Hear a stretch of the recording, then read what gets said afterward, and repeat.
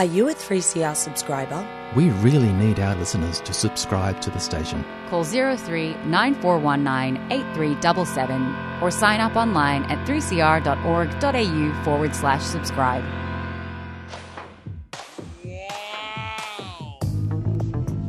But you also had people that were very fine people on both sides. And the aliens would mind meld and give them the technology. They're bad aliens. So are you surprised that Nazis were influenced by demons? No, if demons are real, I would definitely think they'd be on the side of the Nazis. Yeah. McDonald's is connected to the Clintons. They chop up the bodies and put them into the sausage and hamburgers. People are being cannibalized. Look it up. And I'm watching CNN talk about this as violent white nationalist protests. We have done everything in our power to keep this peaceful, you know? It's Pepe's become kind of a symbol. Welcome to Yeah Nah Passaran, a show about fascism and its gravediggers. I'm Cam Smith. I'm Andy Fleming. And this week we are joined by Kirsten Dyck, who is the author of Reichsrock, the international web of white power and neo-Nazi hate music. Thanks for joining us, Kirsten. Thanks for having me. I guess just to begin with, could you tell us a little bit about how you came to study white power music? I was doing my master's degree in ethnomusicology at York University, and this is like a shockingly long time ago for me, like 15 years ago. And I was looking for a thesis topic. I was thinking about writing on American country music, discovered that everything that I wanted to say had already been written about, and written about like way better than I could have ever written about it. So I was, just kind of wandering the stacks in the library one afternoon, looking for anything that might jump out. And I found this giant book on country music. I was flipping through it, and it had a couple sentences saying that the Ku Klux Klan in the American South had sponsored just a little bit of country music in the 1960s and had kind of sold it at county fairs or local jukeboxes, played it in some restaurants and stuff. And it never really went any further than that. And then the book just dropped it and went on. And, those were the only 2 or 3 sentences in the whole book that touched on that. And I thought, well, wait a minute, that's huge. Country music gets this really bad rap for being racist. And there's a little bit of that, but it, sometimes gets a worse reputation than it should. So, I started poking around, and I found that really nothing had been written, or almost nothing, maybe 2 or 3 articles. And I thought, okay, here's something where I can actually start digging. So I started poking around on the actual websites that were selling this stuff. And that was how I got started. I'd always been interested in the Holocaust. I'd always been interested in music, and this topic sort of merged the two things for me. Was Johnny Rebel one of those artists you found in the book? Actually, his album was, I believe, the one that was pictured in the little inset picture. And that was one of the very first names that I went searching down in 2007. One of the reasons I ask is because a few years ago there was a gig organised by Blood and Honour in Melbourne where we're recording, and the pub owner treated the boys to some Johnny Rebel music as an intro before they performed. So yes, Johnny's known here as well. Yeah, and I think he and a lot of those other country artists get a lot of attention because they were, for better or for worse, they actually could play their instruments. Like Johnny Rebel was a Nashville session musician, and he knew his way around a guitar. And so did some of the white power bands who played punk and metal and stuff. But then there were some who were pretty beginner as musicians, and it all gets mixed up together in white power. So there is sort of a special reverence for the white power musicians who were actual musicians. I did experience a little bit of psychic damage reading the book, just remembering some of the really bad white power music that I've heard over the years. It just sort of came flooding back to me, just very poorly played music.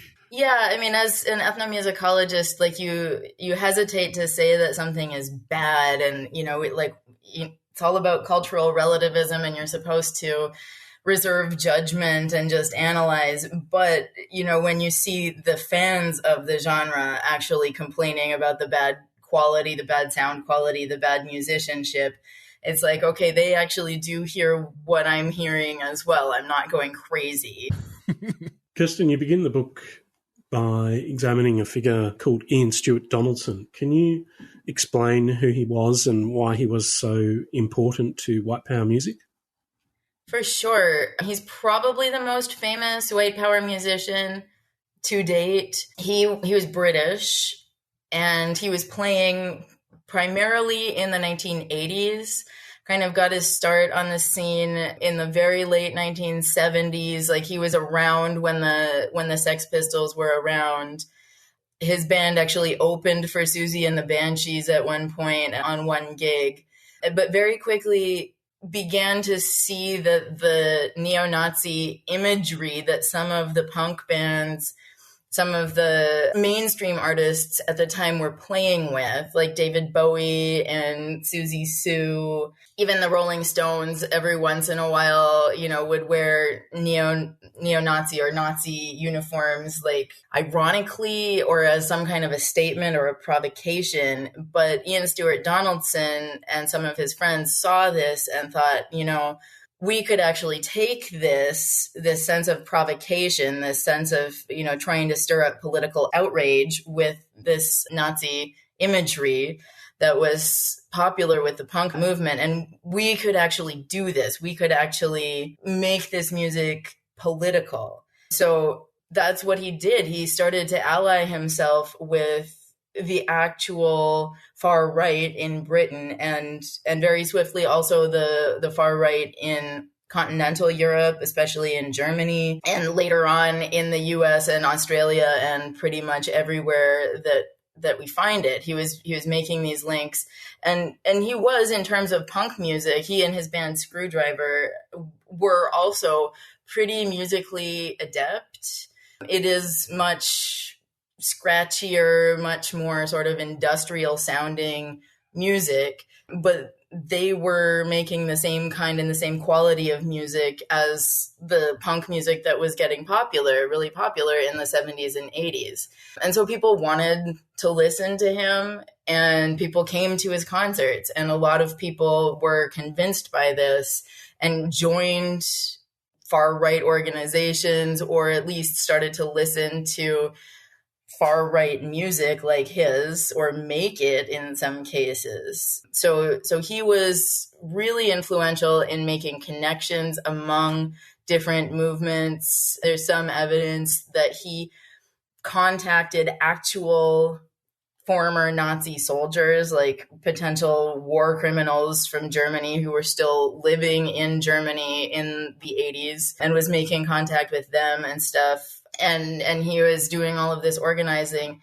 And he died very suddenly in a car accident in the early 1990s. And after that, just became this martyr figure, with all of these conspiracy theories suggesting that the British government had killed him, or like conspiracy theories suggesting that the Jews had orchestrated his death. I mean, in reality, when you hear people talk about his life, they talked about how he didn't have very much money and how his car had been on its last legs. And it looks like things just went wrong in his car to me when I look at the evidence, and that because of technical malfunctions, the car crashed. But I guess we'll never know. Maybe he was a bit of a screwy driver. Perhaps, yeah. That's who he was. Several Australians played with Ian at various stages, and you do examine the scene in Australia. What did you discover when you looked at it? So I certainly am not an expert on the Australian scene. You guys would probably know a lot more about it because you were seeing parts of it firsthand. It is definitely something that is more than a footnote. It's really important. And yet, globally, it's kind of a small part of a movement that is really Europe-based. And the movement was, for a while, also heavily involved, or I guess heavily represented in North America, especially because of Resistance Records and George Birdie. But the European scene has kind of always been the biggest part of the movement, kind of the heart of it. But yeah, I know that a lot of musicians went back and forth between Britain and Australia, and certainly that there were members of Screwdriver who were Australian and played with Ian Stewart Donaldson during his lifetime, and that there are some Australian bands who were are quite popular still with the worldwide movement. Some of them have been fairly successful within that niche market. Kirsten, you mentioned the alliances and connections that Donaldson forged with political forces. I was wondering, could you speak a little more broadly about how the movement and white power music interact with each other? Like, how do those alliances manifest? That's a thing that has changed a lot as the technology around music has changed.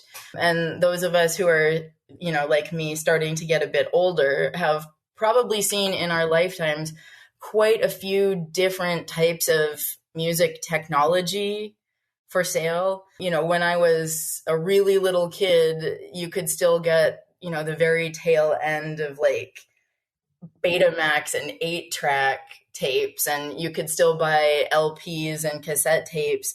And very quickly during my childhood, we got CDs. And that was really where the white power music movement started selling a lot. That really, that tail end of the LP era, and then CDs. They sold a ton of CDs. And so for a while in the 90s, they were really funding. The sales of CDs were funding a lot of the activities of the actual political movements or, political organizations. Like in the US, the National Alliance and the National Vanguard bought Resistance Records. And so, from the late 90s and into the early 2000s, Resistance Records profits were going straight into the National Alliance. In the UK, the British movement and some of the other right-wing organizations were really involved with music.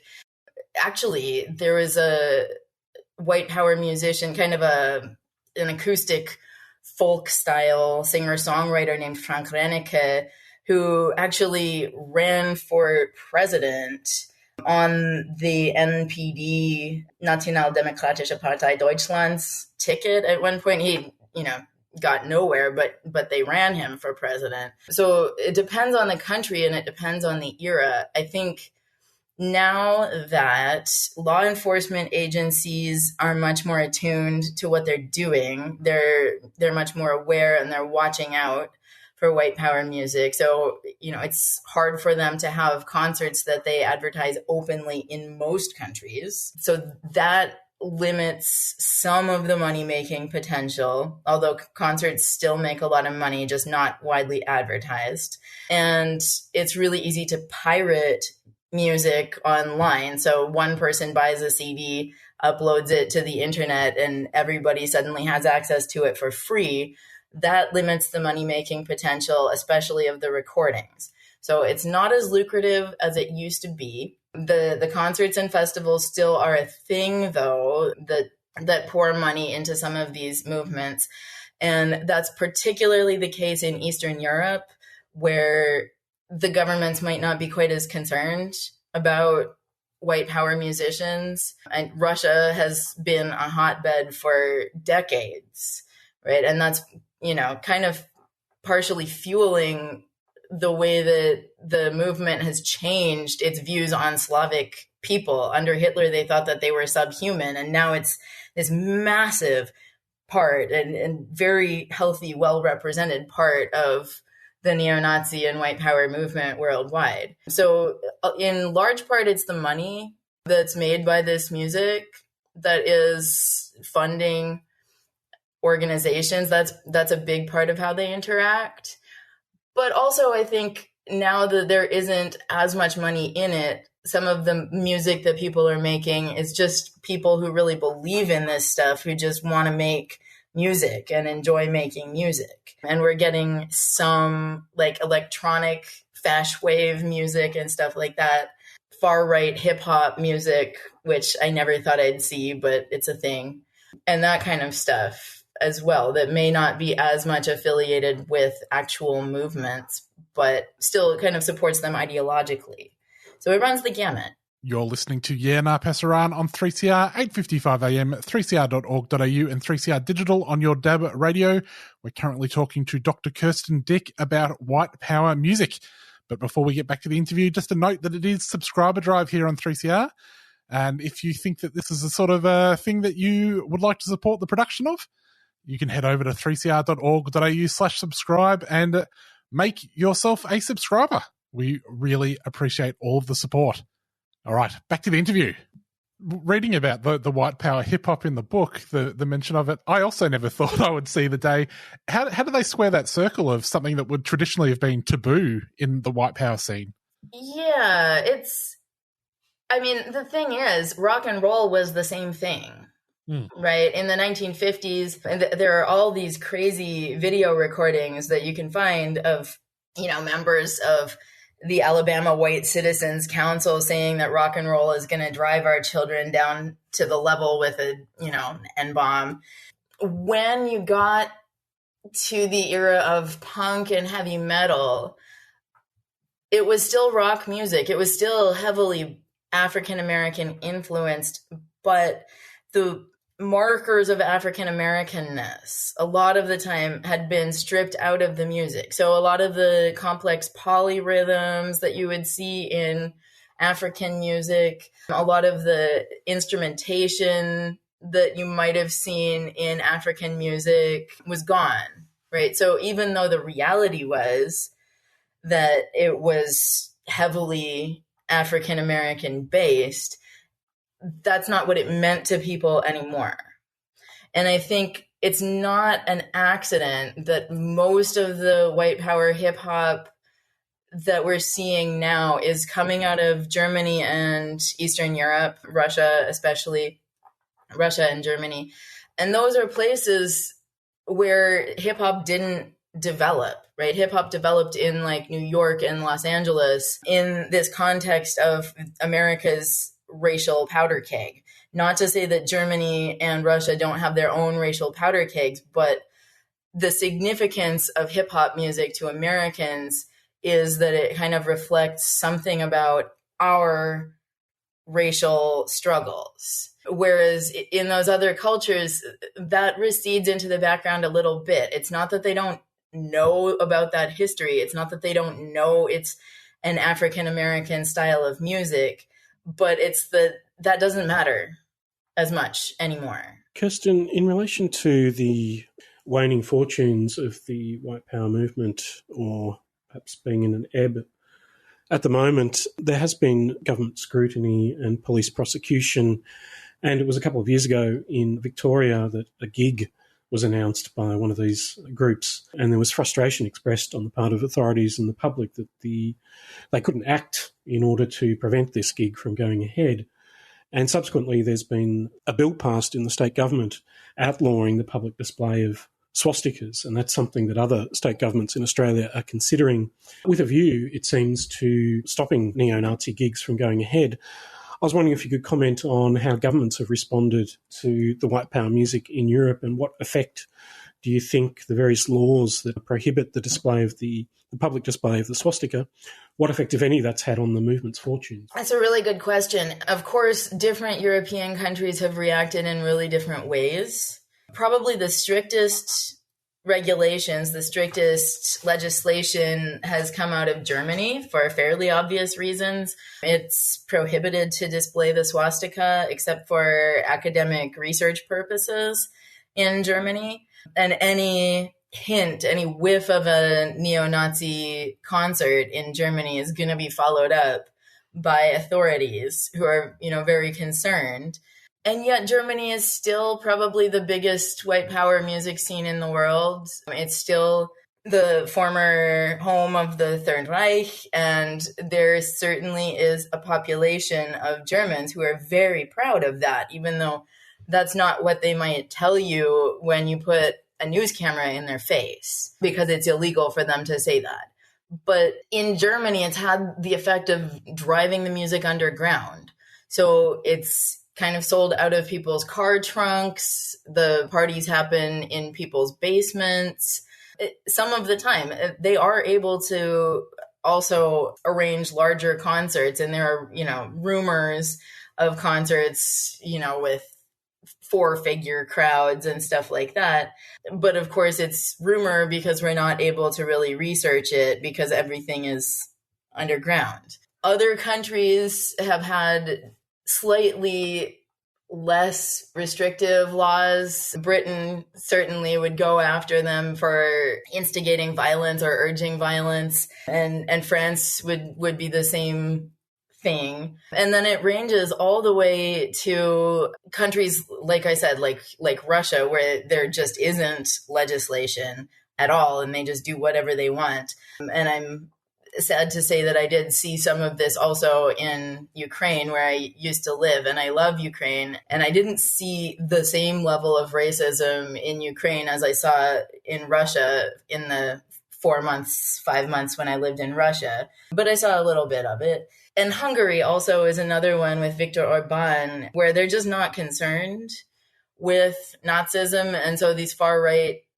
political movements are sort of allied with the regime of Viktor Orban in Hungary. And so in most of the European Union, I would say there's at least some sort of prohibition, but some of them are a lot more extreme than others. And then, of course, you get to the US, where there's very little prohibition, but then there's cultural stigma, and we get this culture war, and music that we thought would be totally taboo and never really out in the mainstream suddenly is a little bit more acceptable in the mainstream in some parts of the country than most of us would have imagined 10 years ago because of our favorite orange politician. I would have thought the Russians would be keen to denazify their punk scene. That's a whole other kettle of fish. If you want to get me started on the war in Russia and Ukraine, that has consumed my life in the last year. Like I said, because I lived there, because I know a lot of people there, and it's very personal to me. But when Putin talks about denazification, he is not talking about Nazis. He is talking about getting rid of Ukrainian nationalism. That's what he's referring to. He's equating Ukrainian nationalists with fascists, because in the Russian narrative, Russia was victorious over the Nazis in World War II, and basically anybody who is opposed to Russia in that narrative becomes a fascist. So in that way, the United States becomes a fascist state. And he's playing to his base inside Russia. He's not using this rhetoric for us outside. So it seems really counterintuitive to most of us, but we have to remember that they've been saturated with all this rhetoric about the enemy is the fascist and the fascist is the enemy. So anybody who is our enemy is obviously a fascist. And then when he says that all of these Ukrainians who are opposed to us are fascists, well, he's not actually talking about Ukrainian neo-Nazis. And the historian Timothy Snyder did a really excellent series of lectures for Yale University in fall 2022 about Ukrainian history. And he really made this point very eloquently that Putin is making this Nazi argument for his base, and that it doesn't really have all that much to do with Nazis. And the reason we know that is because Putin is doing nothing about the actual Nazis in Russia, and he's doing nothing about the actual Nazis in Ukraine. He doesn't care about that. Absolutely. Kirsten, I was wondering, could you speak a little bit about the connections between the white power music scene and real world violence? There's a lot. There's a lot, especially considering actually how small this music scene has been. We're talking, as far as I know, like 1,000, 2,000, 3,000 bands or something like that. Not huge. And that's over the course of 30 or 40 years. And there have been tons of low-level violent events that have been, beatings, non-fatal stabbings, that kind of thing, street violence, and of course, like fights at punk concerts, fights at heavy metal concerts, fights outside of political protests and stuff. And, that stuff is almost below the radar of most of the trackers unless there's some kind of news story about it. But there have also been really high-level violent events, mass murders and things like that. There was a musician named Wade Michael Page. He's American. He's from Milwaukee, and he'd been involved in a few white power bands that had gotten a fair amount of attention and had been, a Hammerskin Nation organizer and stuff. And he massacred, I think, 9 people at a Sikh temple. There was Anders Behring Breivik in Norway who killed a bunch of kids basically at a left-wing summer camp on an island outside of Oslo, as well as bombing a government building in Oslo as a distraction. I think he killed 77 people, something like that. Just a whole string of murders. And sometimes it's even murders within the white power movement. So there were some Norwegian black metal musicians who murdered each other in the early 90s. One of them burned down a 12th century stave church, the Norwegian, obviously protected landmark. It's 800 years old. And he thought in the name of getting rid of Judeo-Christianity, he would just torch the whole thing. And then he put a photo of the burned building on the cover of one of his records and gave the record the title Aske, meaning ashes in Norwegian. So yeah, there's a lot for a movement that has had relatively few, I won't say few, but relatively few people in it. There's been a pretty high body count. One of the cases you mentioned in the book are the National Socialist underground murders that occurred. Could you tell us what the connection between that and the white power music scene was, or what it was believed to be? So what happened was, I'm going to probably mess up my dates because I haven't been researching this in a minute, but in the early 2000s, between 2006 and 2008 or so, there was a group in Germany who killed fairly randomly a bunch of Turkish immigrants, as well as a police officer. And they would walk into these mostly Turkish run or immigrant run restaurants that sell döner kebab, which is basically Germany's national snack food at this point. And they would just gun down the people behind the counters. And that was their MO. And then the police caught on to them, and a bunch of them committed suicide and tried to burn down the house they'd been living in. And didn't burn all the documents, unfortunately, for the people who had not committed suicide in the movement. But fortunately for the rest of us, we actually know what happened now. But the connection to white power music is that it appears that at least one white power band, at least one white power musician who's fairly notorious, Daniel Giese, had actually written a song describing some of these murders that came out a year before the authorities released any information about them to the public. So it appears that he was aware of what was going on and knew who was doing it and why it was happening before the public knew. So he probably had some insider information into the National Socialist underground. Of course, he's keeping his mouth shut, as anybody would in the German system at the moment, but that's what it looks like. Speaking of National Socialism, Kirsten, there's been several tours recently by black metal bands to Australia that have run into difficulties because of their seemingly very close relationship to National Socialist black metal.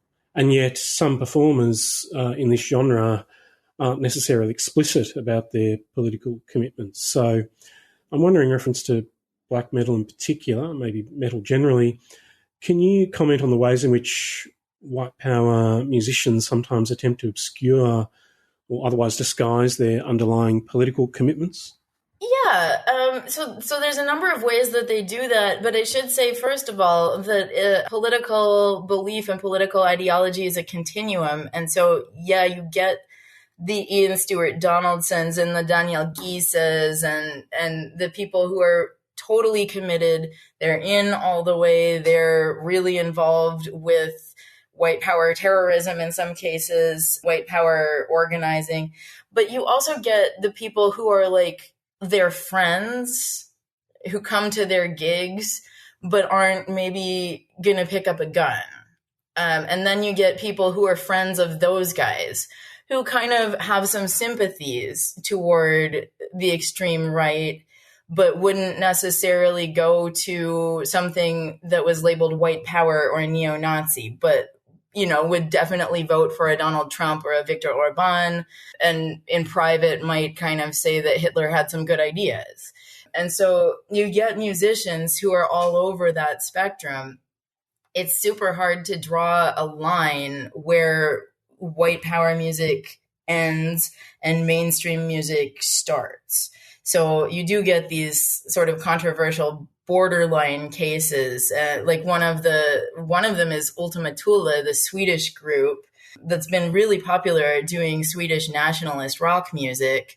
And they keep saying, oh, we had nothing to do with neo-Nazi organizations, and different journalists keep, you know, alleging things, and nobody seems to be able to produce any really hard and fast evidence on either side. It's very clear that they kind of flirted at one point with neo-Nazi ideology, and they definitely knew some people, but they never really sang about it in their music. But one of the reasons it's so hard to tell with Ultima Thule is that they were talking about Vikings most of the time.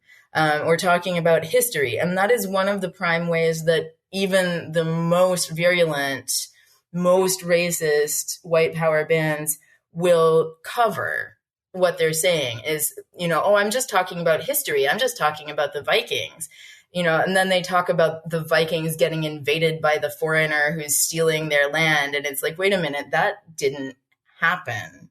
This isn't actually about history. This bears no resemblance to history. But all they have to say is, oh, sorry, we got it wrong. You know, it's just a song. It's just my artistic license. So one of the ways they do it is by setting their songs in the past, this kind of imagined past that didn't really exist. Another way that they do it is by focusing on like Scandinavian mythology or Slavic mythology, these pre-Christian European religions that they see as being more purely white, and not sort of what, as they would see it, you know, infested or infected with Judaism the way Christianity is. And again, there it's really hard to tell. Are you just looking at somebody who is really into Norse paganism? Are you just looking at somebody who's actually practicing revival Slavic paganism? Or are you looking at somebody who's a neo-Nazi and using these pagan religious themes to cover? So those are some of the ways that they do it. But there are also some Fash Wave songs that I've heard where they just, you know, sort of talk about, you know, we're fighting for our kind. And that's as far as it ever gets into, you know, they never name the enemy. They never drop any swear words.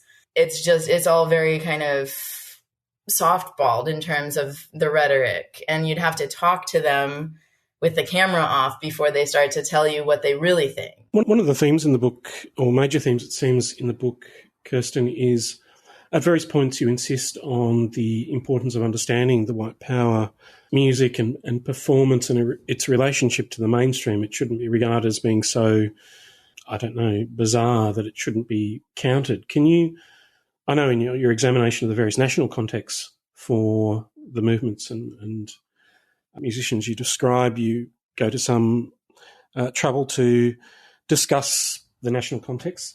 Can you elaborate a little more on why you think anyone should be paying attention, why this phenomenon is important and what its relationship is to, let's say, more mainstream forms of racism and discrimination? I think that the mainstream music industry and, you know, unfortunately, I think also academics who study pop music have worked really hard since like about the 1960s or 1970s to try to separate off mainstream music from racist music. You know, and we get these narratives that like rock and roll is about liberation, and they talk about the 1960s and, you know, Bob Dylan and Joan Baez and, you know, Woodstock 1969 and fighting for the end of the Vietnam War and stuff. And that is true, right? Rock music in that particular context, you know, did a lot to integrate, you know, racially integrate to end the Vietnam War and stuff like that. But that's not the whole picture. There's always been the flip side of that. There's always been a more reactionary side to this music. There's always been overlap. And one of the things, like, for example, I mentioned Ian Stewart Donaldson opening up for Susie and the Banshees. Susie and the Banshees wearing a Nazi swastika armband, but not being seen as really Nazi. It's a question in my mind, why? Like, why would that be seen as just a provocation? Why would that be seen as not being real just because they didn't sing about it in the lyrics? You know, when obviously they were in the same context and they knew people who did see themselves as real Nazis, and they didn't seem to protest it too much. So that's one way. And like I said, like even the Rolling Stones, David Bowie, some of the others in that scene would occasionally flirt with Nazi imagery. Eric Clapton at one point was caught on camera saying that we needed to keep Britain white. And Henry Rollins gave an interview to VH1. They were doing a documentary about white power music, and he was saying that he still had his Screwdriver records from back when, you know, before Ian Stewart Donaldson really joined the white power movement, that he still had his, you know, original 1970s Screwdriver records, that he couldn't force himself to throw them out because he remembered what they used to be before they got bad, you know, in his reckoning. And I was just thinking, you know, like Henry Rollins came up listening to Screwdriver, Henry Rollins of Black Flag, who's this, you know, anti-racist activist, but he still can't throw away his Screwdriver records. There's just so much more overlap there than a lot of music textbooks, a lot of music magazines would like us to admit. I actually published a separate article about this. It was just in an edited collection, and I doubt there were very many copies published of it, but specifically about this phenomenon, because it is really imperative to me, if you want to understand this music, that you have to understand that you can't cordon it off from the rest of pop music. You've made reference to how Slavs fit within a white supremacist ideology, their racial status, the conflict or the war between Ukraine and Russia has evidenced on both sides there have been, you know, fascists and Nazis fighting and so on and so forth. There's all sorts of, I guess, and on the other hand, I should add, the book emphasises the transnational nature of this movement. That would seem to create certain kinds of national and racial tensions between the various groups and their interpretations of white supremacist ideology. I guess a final question would be, what do you think are the strengths and weaknesses of this transnational movement, and what kinds of transnational efforts, I suppose, to combat it do you think it recommends? That's a couple of questions. Strengths and weaknesses, like, obviously, I think one of the strengths of this ideology is that you can't disprove it. Yeah. So you can't falsify conspiracy theories. That's the thing. Like, nobody will ever be able to watch all the Jews on the planet all the time to really prove that there's no Jewish world conspiracy. And so it forms this really convenient foil for anything that's going wrong in your life. And if you're one of those people who really needs to have a simple answer for why you're having problems, you know, why are the police after me? Why don't I have a job? Why don't I have a girlfriend? Why didn't I pass my college classes? All of the things that are going wrong in your life can be traced back to this overarching conspiracy theory. And of course, if you look at the way the world really works, it doesn't really work that way. But this narrative has such power to explain things for people who just want an explanation and for people who just want to feel like they fit in because of some innate thing about their biology. Like, you don't have to do anything. You just have to be white and you're part of it. And you feel like you're in it and you're some kind of elite because you understand the real insider knowledge that the other people just don't get. So it gives people, without having to actually do the work of actually doing the research, becoming an expert in something, without having to actually go and get the super expensive university degrees. It lets people feel like they're experts and lets people feel like this elite insider knowledge that they have is something privileged. And so it makes people feel good, basically. Unfortunately, the drawback is, I hope, clear, that it kills people. The rhetoric kills people.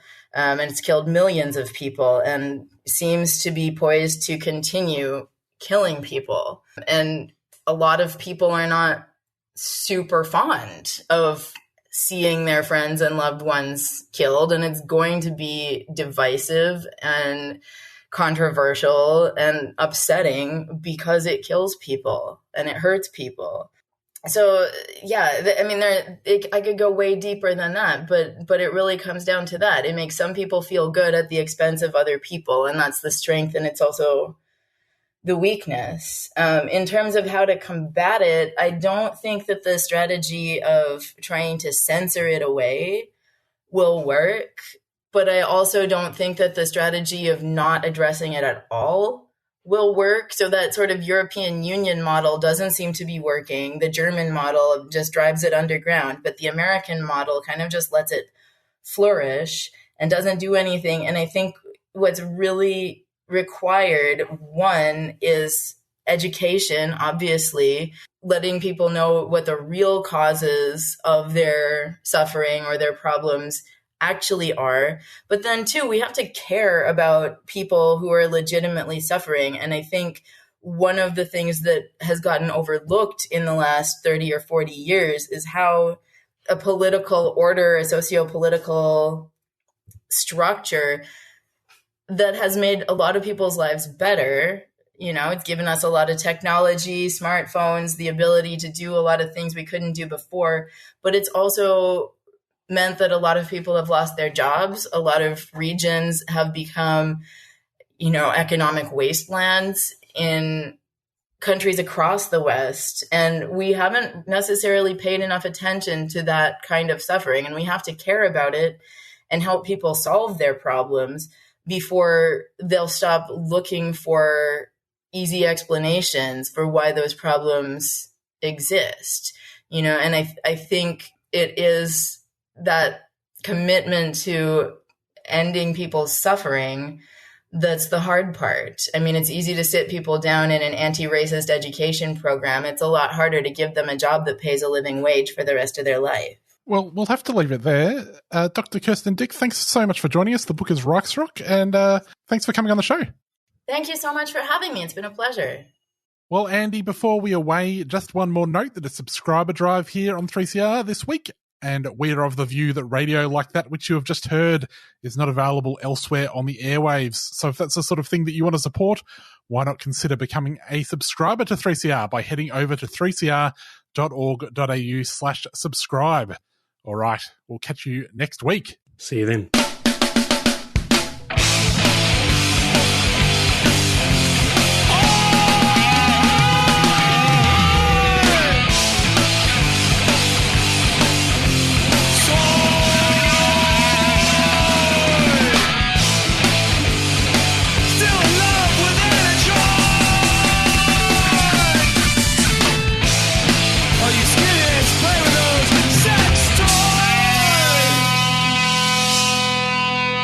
Shouldn't drive.